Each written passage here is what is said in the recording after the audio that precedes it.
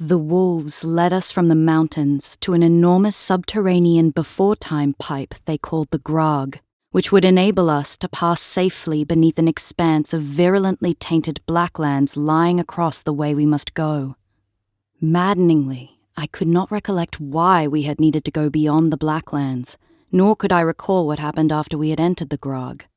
I strove fiercely to remember, and was rewarded with a flashing vision of Gavin staring fixedly upward, his filthy face lit by a greenish-yellow glow. But before I could try to widen the memory, the tumen loosened the restraining band about my forehead, breaking my concentration. Where are my companions?" I croaked after he had trickled more water into my mouth. "They have been resurrected," he answered, as the band again tightened about my head.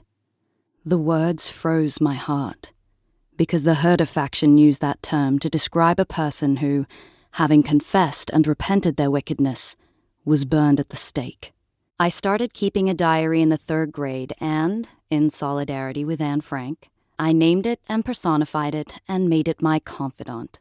Writing is communicating with an unknown intimate who is always available, the way the faithful can turn to God. My lined notebooks were the only place I could say as much as I wanted whenever I wanted.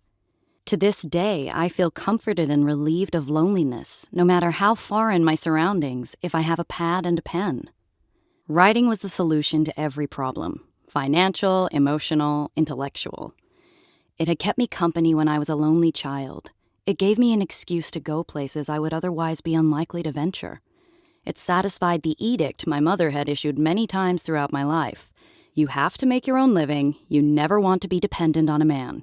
And it made me feel good, like there was a reason for me,